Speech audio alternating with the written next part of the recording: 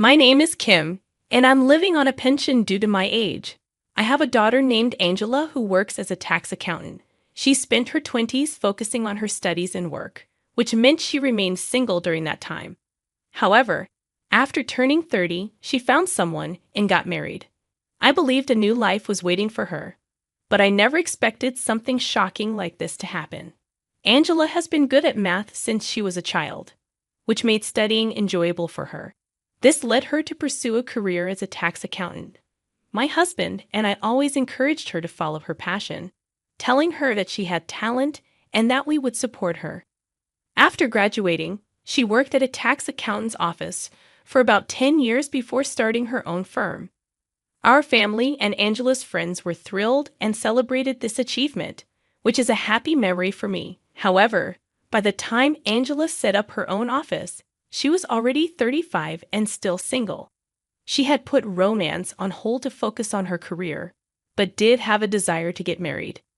As Angela became more settled in her office, she started engaging in matchmaking activities.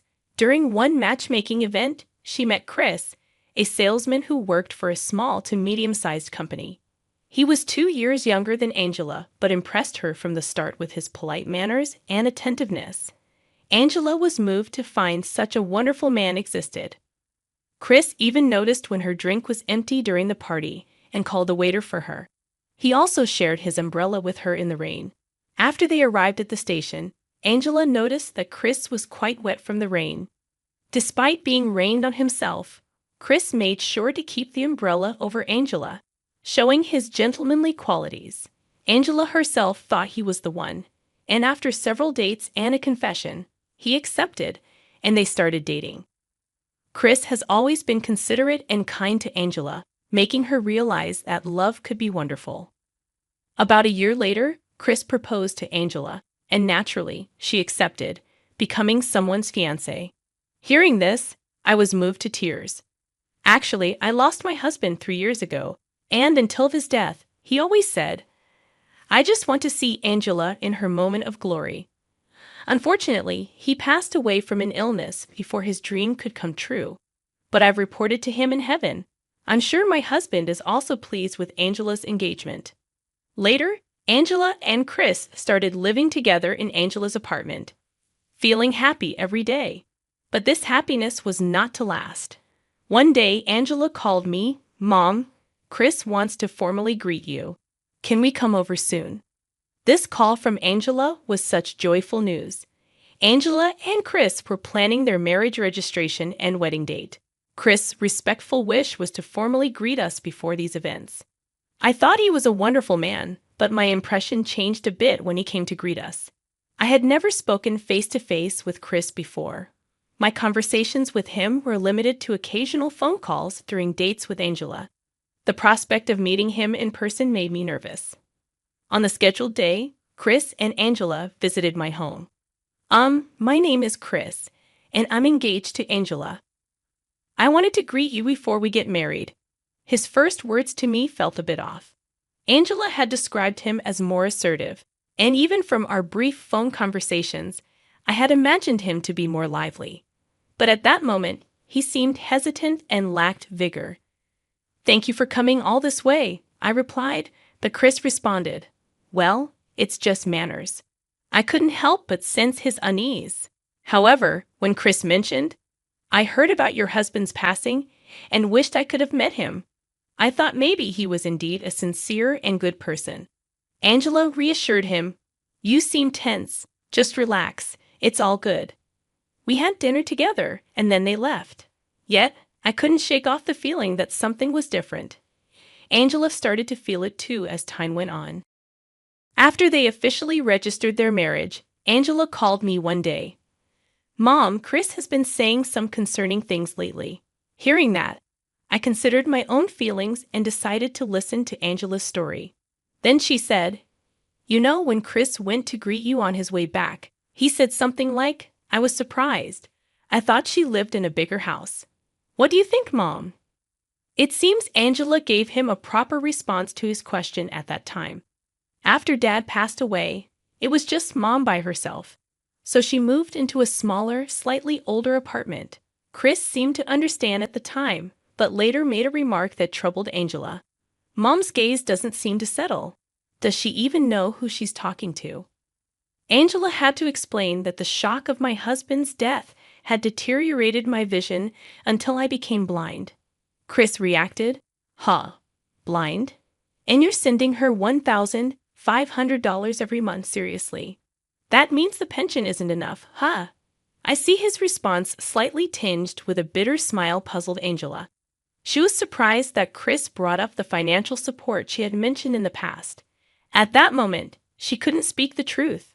Furthermore, as they were planning the wedding, Chris asked, "Can your mom attend the wedding? Is money going to be an issue?" This made me wonder how he perceived me. I reassured Angela, "What's there to worry about? Tell him everything's fine." Despite my growing concerns, the wedding expenses had already been paid, and it was too late to call it off. "Let's just enjoy it." I concluded our call positively. Of course, I would attend and celebrate my daughter's big day. I couldn't dampen her spirits by expressing any negativity about the wedding. However, on the day of the wedding, I encountered an unexpected situation. Assisted by someone acting as my eyes, I was shocked to find that Angela had about 20 colleagues and friends from her office. But Chris had no co-workers present, only 3 friends and his parents. The imbalance was striking. Maybe his co-workers were busy, and considering Chris' age, it's possible that many of his friends were already married, making it difficult to gather a large group. So I tried to stay positive as the ceremony began. At the wedding, I was somewhat reassured seeing Chris's lively demeanor during the reception. When it was time for the bride and groom to change outfits, I decided to greet Chris's parents and friends. Chris's parents were very polite, leaving a good impression. However, the conversation with his friends was unsettling. They said things like, "Should we congratulate you? What should we say? We do hope your daughter finds happiness. It's unbelievable Chris is getting married. He must have used his sales skills, right?" Their manner of speaking, as if hiding something, left me feeling uneasy. My feelings about the groom fluctuated greatly, but eventually doubts about the marriage's validity grew stronger. The words of these friends were not something you'd say to the bride's mother. Regretfully, I even considered that Angela might be better off divorcing should the need arise. Of course, I didn't want to imagine such a reality. Yet, when the newlyweds re-entered after changing outfits, my fears seemed to become reality. Angela appeared in her finest, which was described to me by my companion. "She's wearing a long pink dress and looks very beautiful." Hearing that, I imagined it in my mind and wished I could have seen it with my own eyes. But the reality was complex. I couldn't shake the feeling that marrying Chris might not be the best decision for Angela. During the reception, Chris began his speech, which quickly took a turn for the worse. "Thank you all for gathering here today." He started properly, but then claimed, "My dream is to live a life of leisure and play, and marrying Angela has made that possible." The audience murmured at his bold statement. Whether he noticed or not, Chris continued, "But to achieve my dream, there's something I must do." The atmosphere shifted dramatically, leaving everyone anxious about what he would say next. Chris then shockingly declared, "Angela earns a lot and even sends $1,500 monthly to her mother-in-law, but that money would be better spent on our living expenses. It seems her mother-in-law is blind and receives little pension. Angela's support interferes with my dreams." "A blind old woman is nothing but a nuisance," Chris said. "We will stop the financial support." The audience was stunned into silence by Chris' unexpected words. Angela panicked. "What are you saying? This isn't the place for that, and you can't just decide to stop the support." But Chris insisted. "What are you even talking about? Our life together is more important than your mother." Indeed, the discomfort I initially felt was not misplaced. Ultimately, it seems Chris approached Angela with her money in mind for marriage. But when he came to my house, he probably assumed based on its old appearance that the pension must be low. He thought Angela's earnings were being siphoned off by me, treating me as a nuisance. But did he really think it would work out for him? He doesn't realize that he's the one who will end up seeing hell. After his selfish remarks worsened the atmosphere, with Angela feeling more indignant than I did, she must have thought the celebratory mood didn't matter anymore. Indeed, Angela's friends looked at Chris with disdain. Then Angela forcefully took the mic from Chris and calmly asked him, "You seem to be misunderstanding something. Do you not know who my mother is?" Chris retorted, "What? What are you suddenly talking about, Angela? Isn't she just the kind of person I mentioned earlier? A nuisance old hag who sucks up our living expenses." Hearing this, Angela sighed, seemingly exasperated, and began to enlighten him reluctantly. "You see, my parents are the owners of a metalworking company. It's a small company, but the name is quite well known now. They have even started selling metal art pieces that are popular not just in the US, but internationally as well." When Angela mentioned the company's name, Chris's voice gradually became quieter. Angela continued to explain, "That's why you see, my parents make quite a bit of money, probably more than 3 times what I make. Now that means they've contributed a lot to their pension. Now that they've handed the company over to their employees, they're receiving a substantial pension. They have plenty of savings. My father's inheritance has come in, and they can live comfortably without my financial support. They even employ 2 housekeepers because of the blindness." Chris's face paled as Angela spoke. "But if that's the case," he stuttered, "you don't have to live in such an old house, do you?" Angela firmly responded, "Living in a big, beautiful house would mean a lot of cleaning, right? Besides, living alone means I don't need that much space." Chris seemed unable to say anything, just shivering. Finally, Angela made it clear. "Also, just so you know, the $1,500 I send is just me paying them back for my college fees and the room we're living in now. That place was bought by my parents. My mother says I don't need to pay it back, but I insisted, so she accepted it.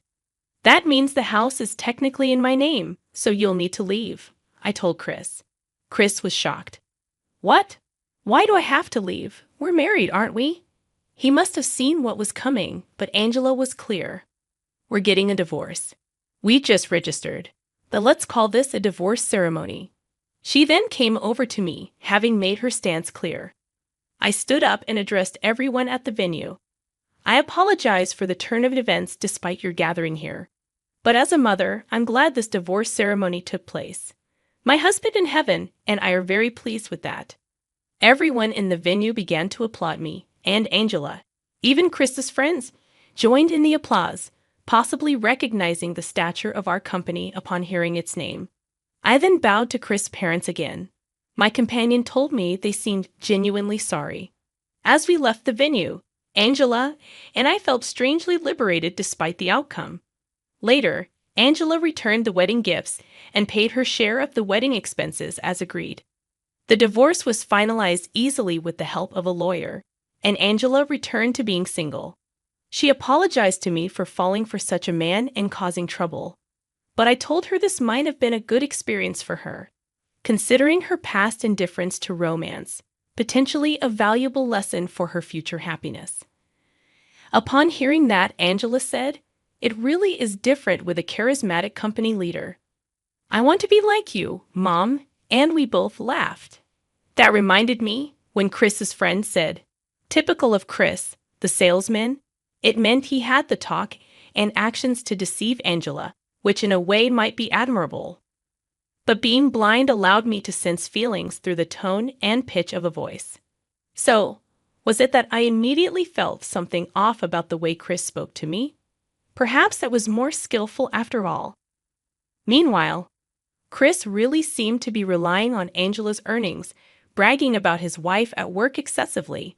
But what he boasted was, "My wife isn't really cute or fun, but she's seriously loaded. With this, I can quit my job whenever I want. How jealous are you?" It appears he was truly a man lacking morals as he garnered disdain from his co-workers, becoming ignored by everyone. No wonder nobody attended the wedding, and after the divorce, his entitled attitude got him fired by the company's president. Now without income, Chris was responsible for half of the wedding expenses, but had no money and no one willing to help. The 3 friends who attended the wedding said, Well, we attended because he came to ours. But otherwise, we wouldn't want to attend such a guy's wedding. We aren't that close, and he only gave a $30 gift at our weddings. What kind of nerve is that? They weren't really friends. It seems even Chris's parents, having had enough of his actions at the wedding, refused to lend him money or let him return home. Forced to take a loan to pay his share of the wedding expenses, he's now living a miserable life in a rundown apartment, barely making ends meet with day labor.